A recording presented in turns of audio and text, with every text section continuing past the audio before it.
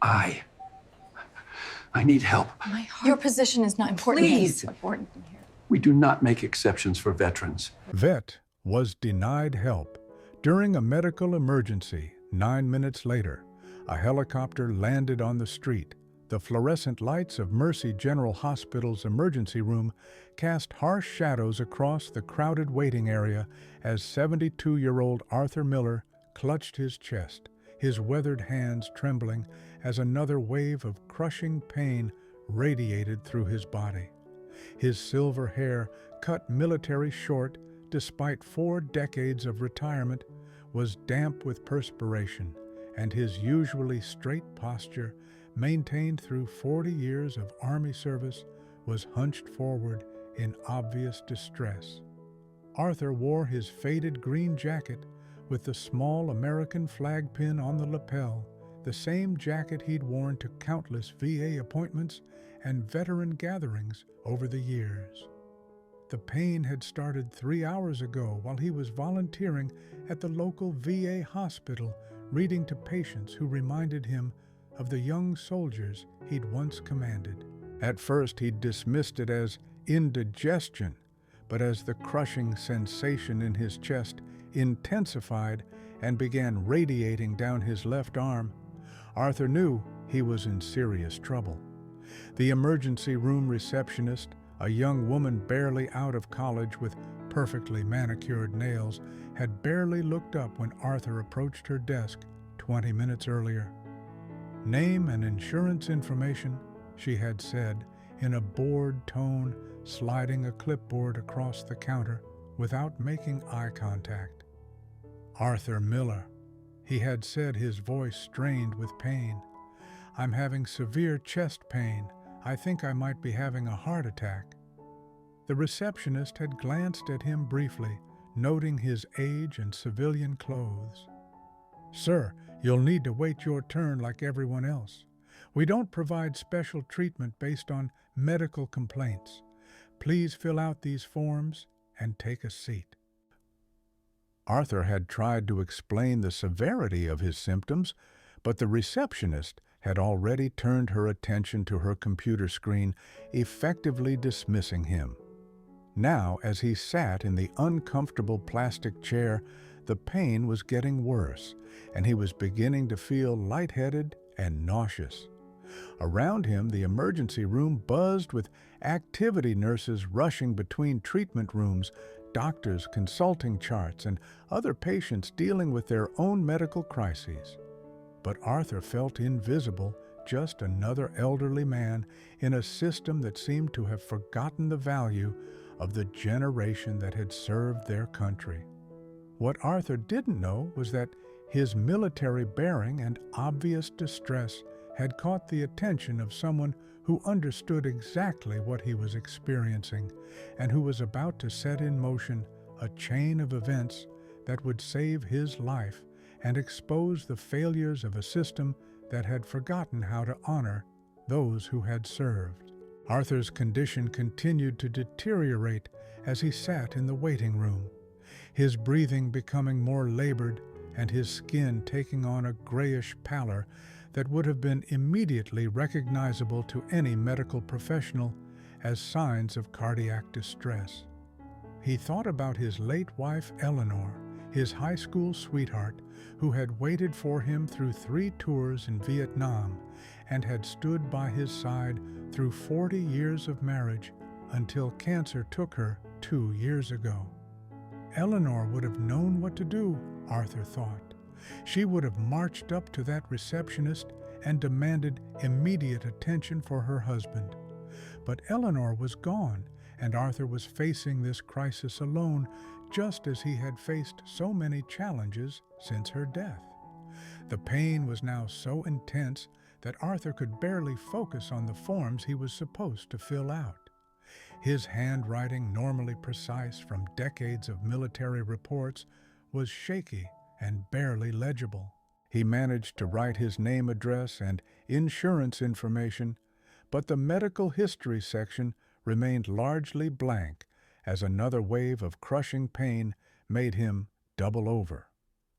Sophia Rodriguez, a nurse from the cardiac unit who was passing through the emergency room on her way to her shift, noticed Arthur's obvious distress. She had been working at Mercy General for 15 years and had seen enough heart attacks to recognize the classic symptoms immediately. "Sir, are you all right?" Sophia asked, approaching Arthur with genuine concern. Arthur looked up at her, his eyes reflecting both pain and gratitude for someone finally showing interest in his condition. "I'm having severe chest pain, ma'am. It started about 3 hours ago, and it's getting worse." Sophia quickly assessed Arthur's appearance, the sweating, the pale complexion, the obvious difficulty breathing. "Sir, how long have you been waiting?"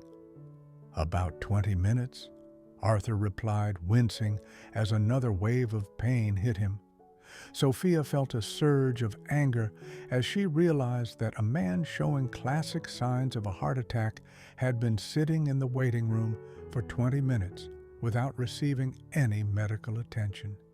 She approached the receptionist's desk with the authority of someone who had seen too many preventable tragedies.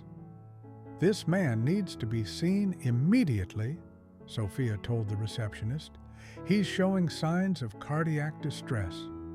The receptionist looked up with annoyance. "Nurse Rodriguez, you know the policy. Patients are seen in order of arrival unless they're brought in by ambulance. I can't make exceptions." "This isn't about making exceptions," Sophia replied firmly. "This is about recognizing a medical emergency. This man could be having a heart attack." "Ma'am, I don't make the rules," the receptionist said with the indifference of someone who had never faced a life-threatening situation. "He'll be called when it's his turn." Sophia looked back at Arthur, who was now slumped forward in his chair, his breathing becoming more shallow. She made a decision that would prove crucial in the events that followed. "Sir, I'm going to get you some help," she told Arthur. "What's your full name?" "Staff Sergeant Arthur Miller, retired U.S. Army."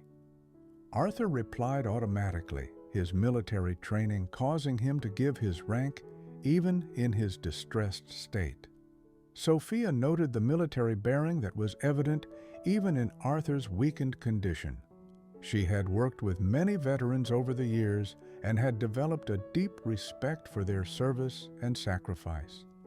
Meanwhile, across the waiting room, a security guard named Frank Thompson had been watching the interaction with growing concern. Frank was roughly Arthur's age and was a Vietnam veteran himself. He recognized the signs of a fellow soldier in distress and understood that the system was failing someone who had served his country with honor. Frank quietly pulled out his cell phone and made a call that would change everything. Frank Thompson's call went directly to the Veterans Affairs Crisis Hotline, a number he had memorized during his own struggles with the VA system years earlier. As a Vietnam veteran himself, Frank understood the unique challenges faced by elderly veterans navigating civilian healthcare systems that often didn't understand or appreciate their service. "This is Frank Thompson Security at Mercy General Hospital," he said quietly into his phone. "I have a 72-year-old Army veteran experiencing what appears to be a heart attack, and he's being denied immediate medical attention. Staff Sergeant Arthur Miller, retired." The VA Crisis Coordinator immediately began pulling up Arthur's service record while dispatching emergency protocols. What she found made her blood run cold. Arthur Miller wasn't just any veteran. He was a decorated combat soldier with a Silver Star, Bronze Star, and Purple Heart, who had served with distinction in Vietnam. Meanwhile, Sophia Rodriguez had taken matters into her own hands. Unable to get the receptionist to act, she had called Arthur's emergency contact from his insurance card, his son Robert, who lived across town. "Mr. Miller, This is Sophia Rodriguez, a nurse at Mercy General. Your father is here with what appears to be cardiac symptoms, and he needs immediate family support. Robert Miller, a 45-year-old engineer who had inherited his father's sense of duty and determination, was in his car within minutes. But he also made a call of his own to his father's old unit association, knowing that Arthur's military brothers would want to know about his condition. Back in the waiting room, Arthur's condition was visibly deteriorating. His lips were beginning to show a bluish tint, and his breathing was becoming increasingly labored. Other patients in the waiting room were beginning to notice and express concern. "Excuse me," said an elderly woman sitting nearby, "but this gentleman doesn't look well at all. Shouldn't someone be helping him?" The receptionist glanced over with irritation. "Ma'am, please mind your own business. We have procedures to follow." It was at this moment that the first sign of the extraordinary response that was building appeared. Frank Thompson's phone rang, and he answered it quietly. "Frank, this is Colonel Jessica Morgan, Department of Veterans Affairs. I understand you have one of our veterans in distress." Frank looked across the waiting room at Arthur, who was now barely conscious in his chair. "Yes, ma'am. Staff Sergeant Arthur Miller. He's been waiting for over an hour with obvious heart attack symptoms." "Frank, I need you to listen carefully. Arthur Miller saved my father's life in Vietnam in 1971. Captain David Morgan, 1st Infantry Division.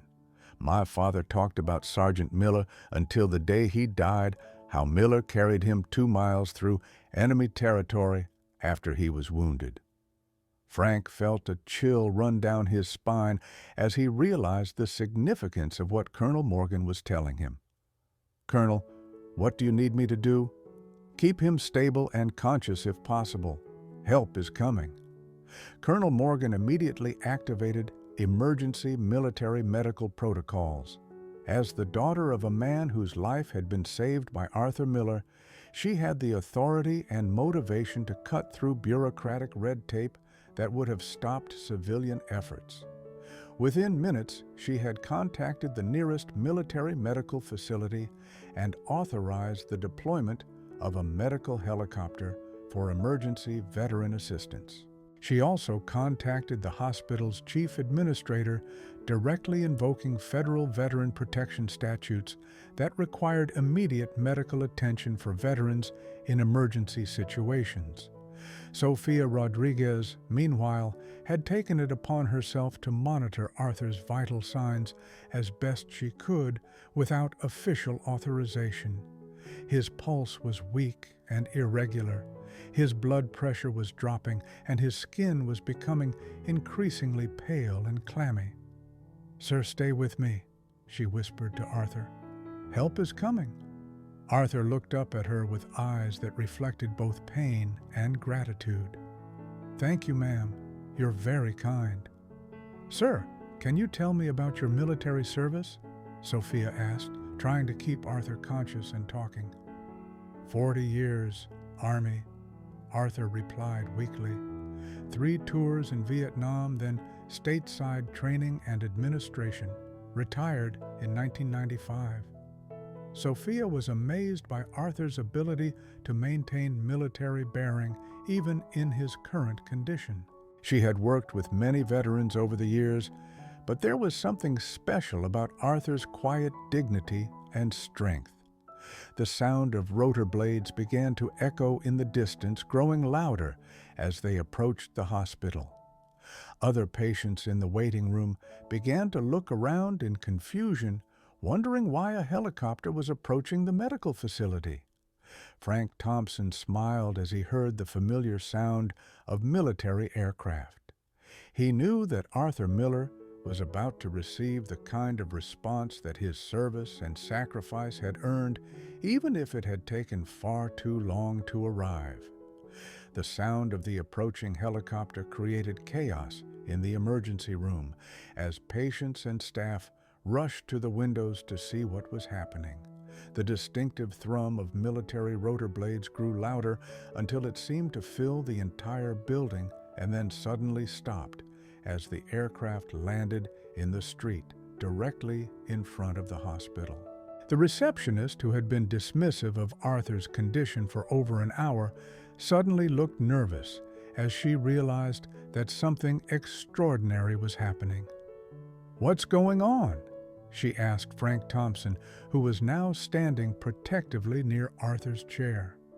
"Help is arriving," Frank replied simply, his eyes fixed on the hospital entrance.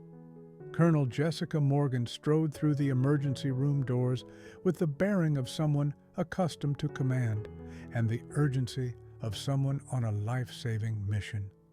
She wore her dress uniform despite the late hour, and her ribbons and decorations immediately identified her as a senior military officer.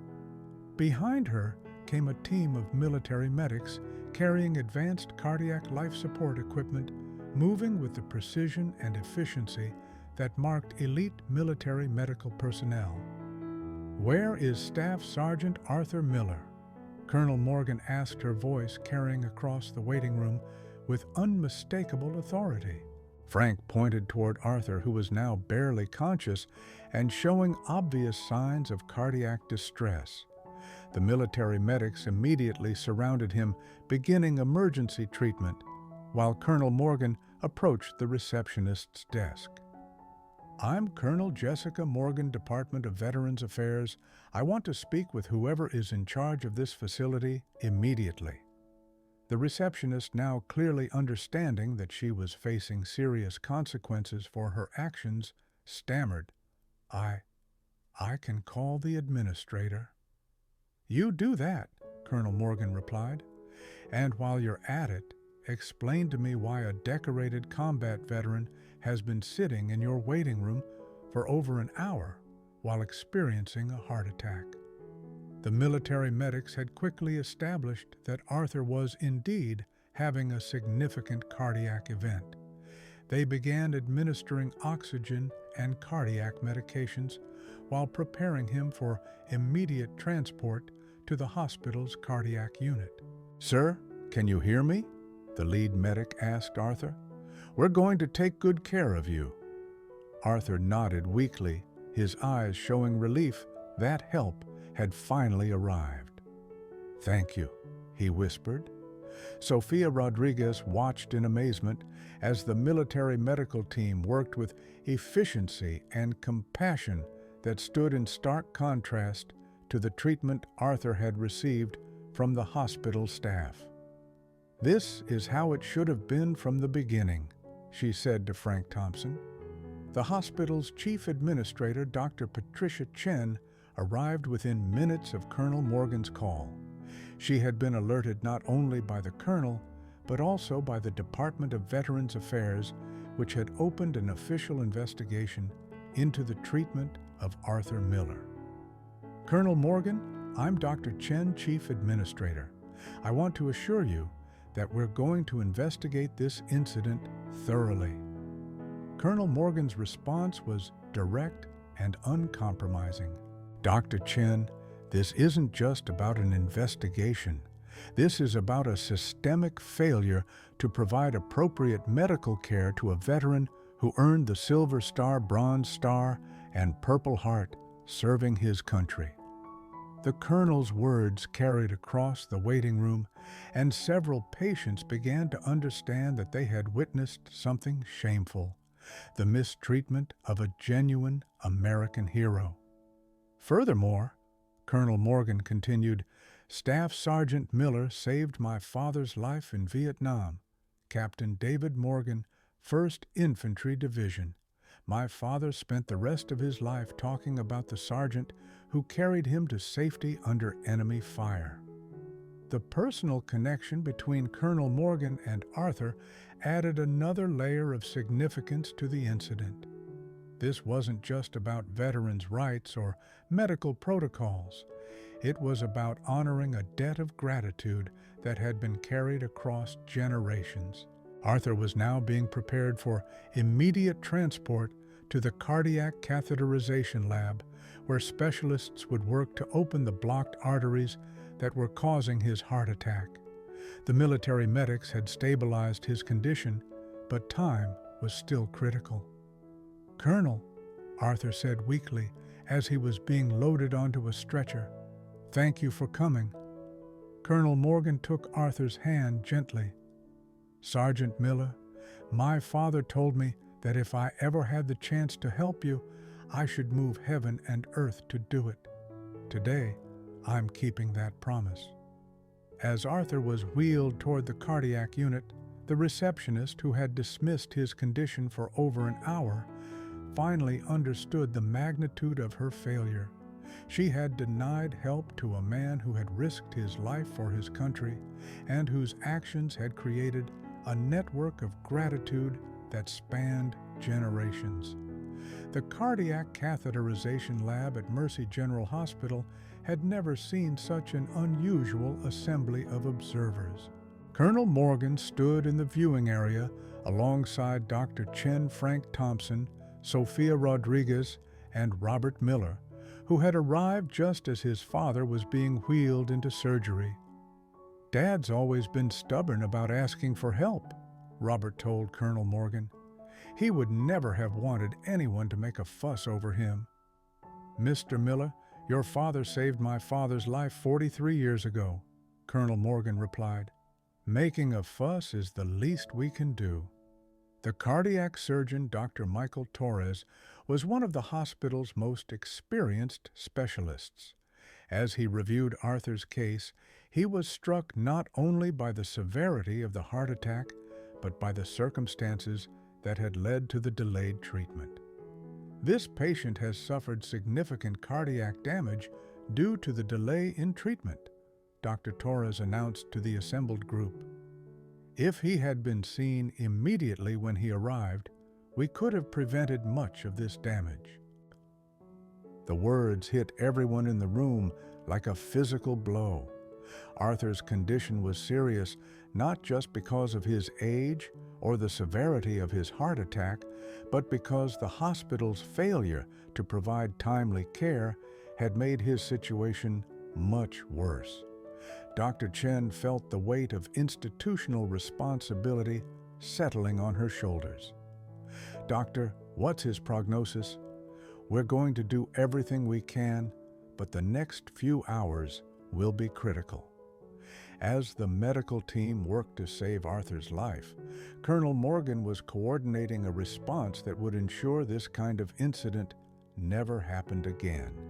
She had contacted the Department of Veterans Affairs, the Joint Chiefs of Staff, and several veteran advocacy organizations. "This case is going to become a national example of how veterans should be treated in civilian medical facilities," she told Dr. Chen. "I hope your hospital is prepared for the scrutiny that's coming." The climax of the medical crisis came when Arthur's heart went into a dangerous rhythm during the procedure. The cardiac team worked frantically to stabilize him, while the observers watched helplessly from the viewing area.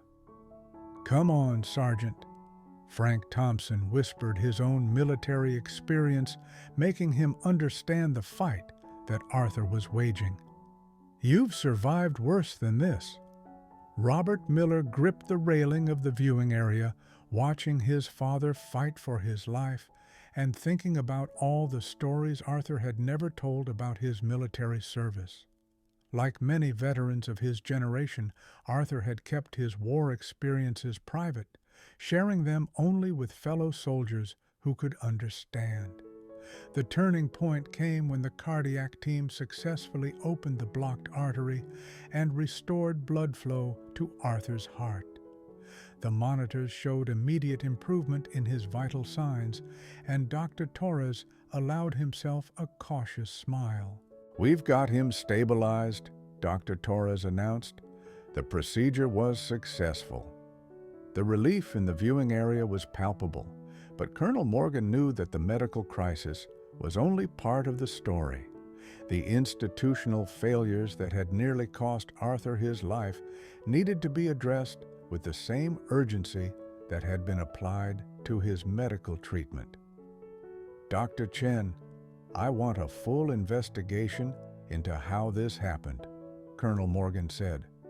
"I also want immediate policy changes to ensure that veterans receive priority treatment for emergency medical conditions." Dr. Chen nodded, understanding that her hospital was facing a crisis that went far beyond one patient's treatment.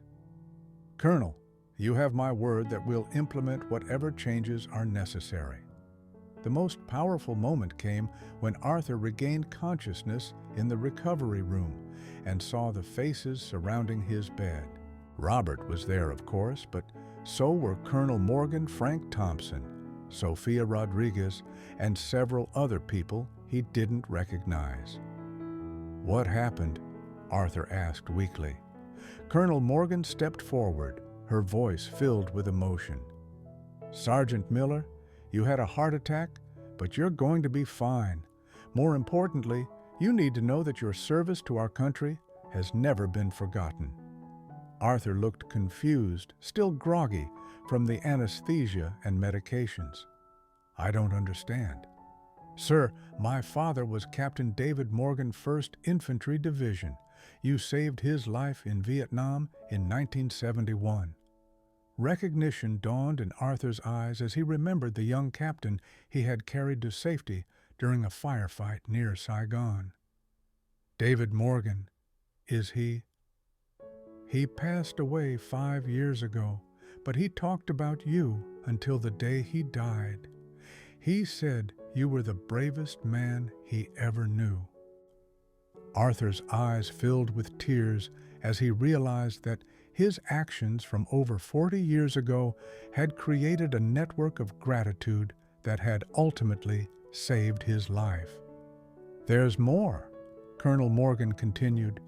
"Frank Thompson, the security guard who called for help, is a Vietnam veteran who recognized a fellow soldier in distress.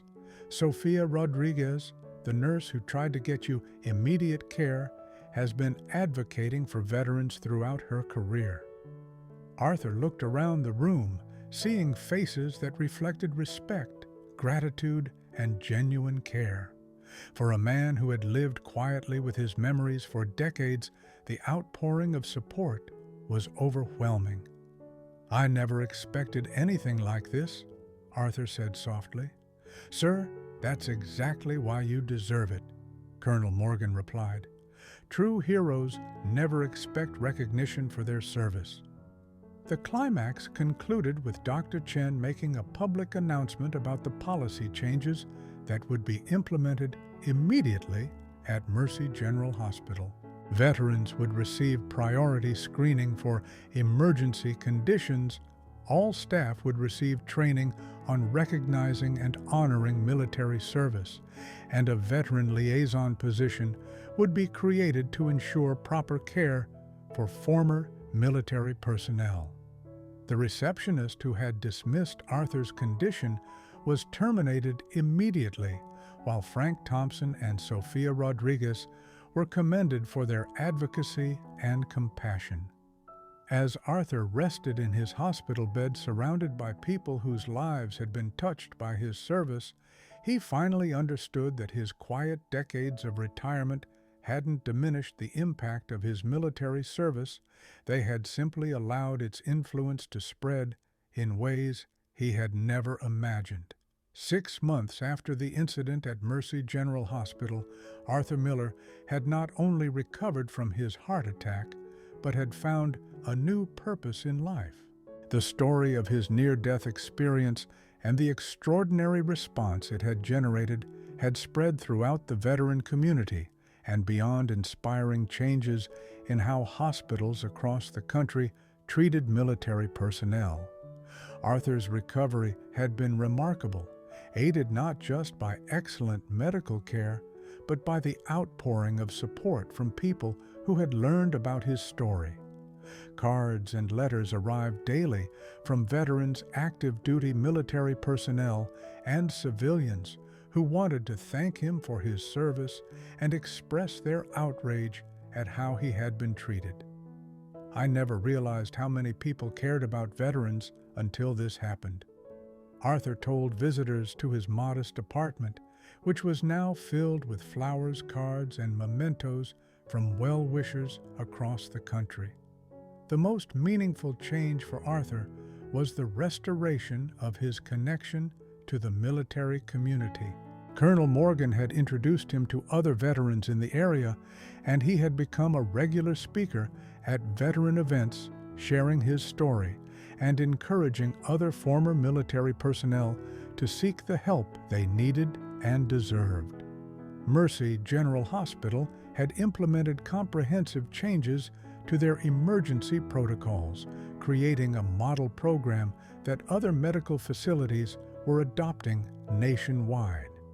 The Arthur Miller Protocol required immediate screening for veterans presenting with emergency symptoms and established clear procedures for ensuring that former military personnel received appropriate care.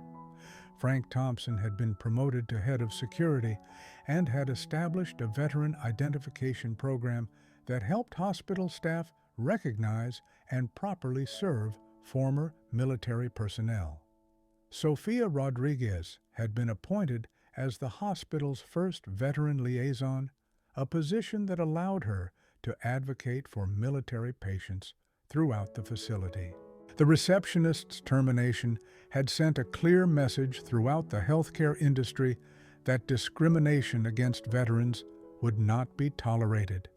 Her case was used in training programs to teach healthcare workers about the importance of treating all patients with dignity and respect. Most importantly for Arthur, he had resumed his volunteer work at the VA hospital with renewed energy and purpose. His experience had reminded him that service to others was not just a military duty, but a lifelong calling. "I thought my service ended when I retired from the Army," Arthur would tell the patients he visited.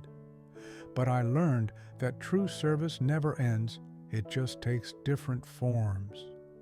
The veteran who had been denied help during a medical emergency had become a symbol of the enduring bonds of military service and the importance of honoring those who have served their country with distinction.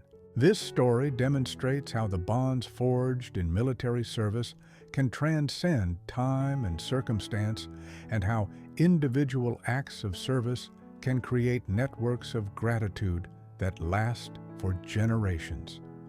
Arthur's quiet dignity in the face of discrimination, combined with the swift response of those who understood his worth, created lasting changes that benefited all veterans.